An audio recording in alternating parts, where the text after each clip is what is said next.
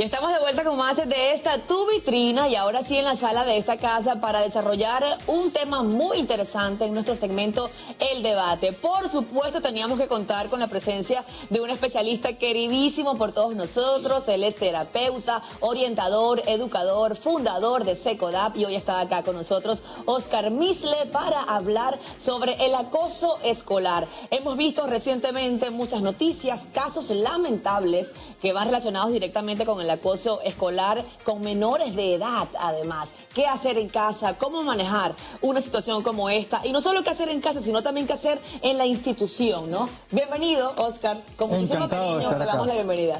Bienvenido. El acoso escolar o bullying es lo mismo, lo primero que tenemos que aclarar. Porque la gente cree que son cosas diferentes. Y yo voy a utilizar una palabra que es siempre, para ver si logramos entender de una vez por todas qué es el acoso escolar y cómo lo diferenciamos de otras formas de violencia. O sea, para que haya acoso escolar, siempre tiene que estar delante de un grupo. Porque es el grupo que avala, que aplaude, que se ríe, que da ideas. Entonces, si no hay grupo, no es acoso escolar, es una forma de violencia. Siempre con grupo. Siempre es para ejercer poder sobre otro, hacerle daño al otro. Entonces, ese otro siempre es importante. Ese siempre es importantísimo. Que se repite. No es un caso aislado, esporádico, sino es una práctica que se va haciendo y va aumentando en intensidad y en frecuencia. Porque la idea es hacerle tanto daño al otro que lo vaya haciendo cada vez más invisible. Wow. Es un hecho cruel. Y el otro siempre que es entre pares. Eso de que el profesor le hizo bullying al niño, al estudiante, puede ser que lo abusó, que lo agredió físicamente o verbalmente, pero no es bullying porque siempre es entre pares. Porque los mecanismos son diferentes. Cuando tú vas a trabajar con un profesor y un niño hay una simetría de poder y hay unos recursos que son distintos a lo que se puede utilizar con el estudiante. Entonces, eso siempre tenerlo en claro, porque cuando sale la noticia que se hace viral, inmediatamente se dice que es bullying. Y la gente se impacta por la noticia porque se ve es un hecho, además es un acto cruel. ¿Por qué? Porque es un acto donde se disfruta con el dolor del otro. Ok, Oscar, ¿y esto generalmente por qué sucede? Porque obviamente es un problema que sin duda alguna hay que trabajar y hay que erradicar por completo de digamos, del desarrollo escolar, aunque debería ser del desarrollo completo del ser humano, porque bueno, en este caso lo estamos hablando específicamente del acoso escolar, sin embargo también se pueden vivir estas situaciones en casa, en el trabajo y pare usted de contar cualquier lugar donde se pueda desarrollar.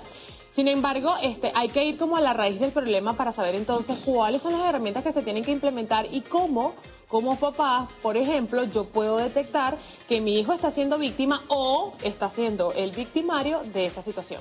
Maravilloso, María. Maravilloso, ¿por qué? Porque generalmente se ve el bullying o el acoso escolar y es en la punta del iceberg. Lo que está en el fondo es mucho más complejo y tiene que ver con relaciones. Por ejemplo, si en mi casa permanentemente están haciendo burlas o comentarios a vecinos, a familiares, y no te diviertes con los demás, sino a costa de los demás. Si se justifica como chalequeo y se dice, no, es que nosotros como venezolanos, el chalequeo tiene que ver con nuestra idiosincrasia. Y el chalequeo es la máscara, hay una línea invisible entre el chalequeo y el bullying. Claro.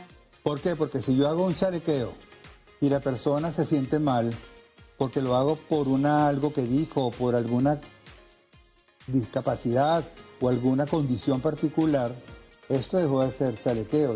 Ya hay algo que yo utilizo, una situación que yo me valgo para hacerle daño a esa persona y además con el poder que me da. Entonces por eso que se habla muchas veces en los colegios popular, ¿no? Ahora, ¿cómo identificar si mi hijo está siendo víctima de chalequeo o de bullying? Vamos a hablar de bullying y acoso escolar. Claro. Comienza a cambiar sus hábitos alimentarios, o come más o come menos, tiene problemas para dormir, también eso afecta, comienza a somatizar dolores de estómago, gripes, problemas respiratorios. El colegio. No quiere ir al colegio, rechaza ir al colegio, cambia, cosas que antes le llamaban la atención, dejan de llamarle la atención.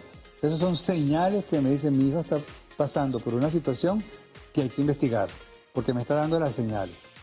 Cuando es el caso contrario, cuando en vez de ser la víctima es el victimario. Cuando es el victimario, qué bueno que lo nombras, porque generalmente no se habla más de la víctima, porque a los padres les cuesta reconocer que tiene un hijo agresor o un hijo violento.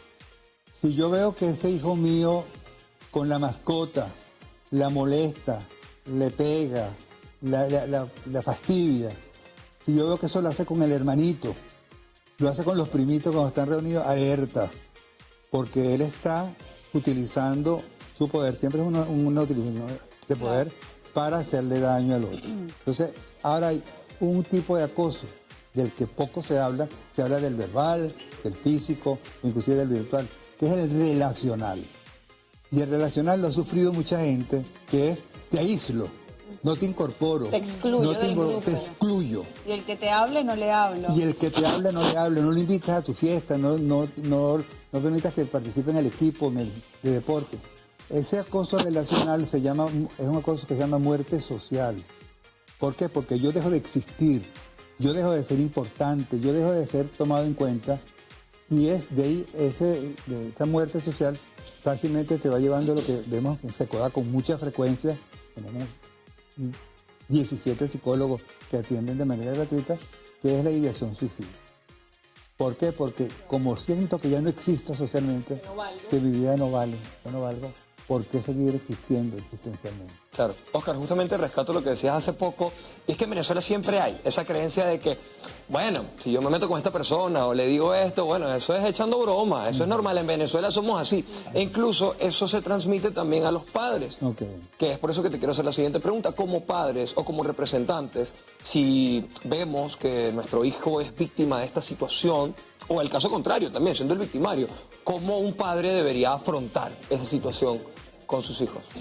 Primero que nada, creerle, escucharlo sin juzgarlo. Cuando es víctima y va a hablar con el padre o con la madre, con la abuela, parece que no siempre lo hablan. Entonces, escucharlo. Después, parafrasear lo que me dijo. Parece sencillo y parece poco significativo. Parafrasear es poner en mis palabras lo que me dijo. Esto que me acabas de comentar, que cuando estás en el colegio y a la hora de la merienda, entonces él dice, oye, me escuchó, valora, le importa lo que yo digo. Parafrasear. Y segundo, a preguntarle a él qué podemos hacer.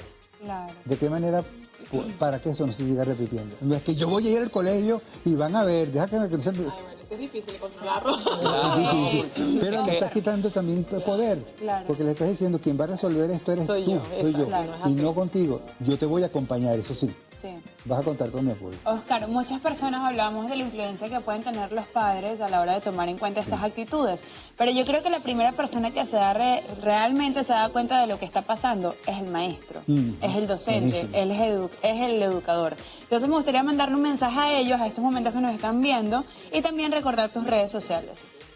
Buenísimo. Si el maestro ve que están pasando este tipo de situaciones, que se meten o que hay cambios en el comportamiento, en la actitud de uno de los estudiantes, es importante que él diferencie lo que es un chisme de un reporte. Sí. Porque le dicen muchas veces, deja el chisme. Y él Sí. lo que está, entonces él dice, bueno, cuando yo estoy notificando que estoy siendo víctima, inmediatamente me quedo como chismoso y no es un reporte para buscar ayuda. Y lo importante es las 4 patas del taburete. Yo lo utilizo lo gráfico porque es lo que más te... Claro, es lo La que te primera pata del taburete es participación. Reunir a los muchachos, preguntarles qué piensan, qué se puede hacer, qué situaciones se están dando. Segunda pata del taburete, formación. Que ellos puedan diferenciar qué sí es acoso, bullying y qué no es, para buscar la estrategia adecuada. La tercera pata, esto tiene que ser coordinado, articulado, donde se vinculen la familia que trabaja en conjunto con la escuela. Y la cuarta pata, para que no se nos vaya del lado del taburete, es que eso tiene que ser con seguimiento y permanente. De tal manera que la formación, la participación y la articulación permitan una palabra clave que la vamos a dejar acá sobre la mesa, que es la prevención. No podemos actuar reactivamente cuando se hace viral un caso de violencia escolar, el caso de bullying o acoso escolar, sino que más bien tenemos que aprovechar este momento para hablar sobre qué proponen, cómo se sienten. Perfecto. Nosotros hacemos algo en Secoda, y con esto no, porque esto ha sido muy lumínico, que es, cuando vamos a los colegios, llevamos una persona, un estudiante que fue víctima de bullying y que logró superarlo. Porque el testimonio es muy inspirador. Oscar, redes sociales. Oscar Misle Terrero en el Instagram y en el Facebook. Perfecto. Genial, gracias por acompañarnos esta mañana. Próximo tema para una próxima oportunidad, cómo prevenir el acoso escolar. Me parece súper interesante.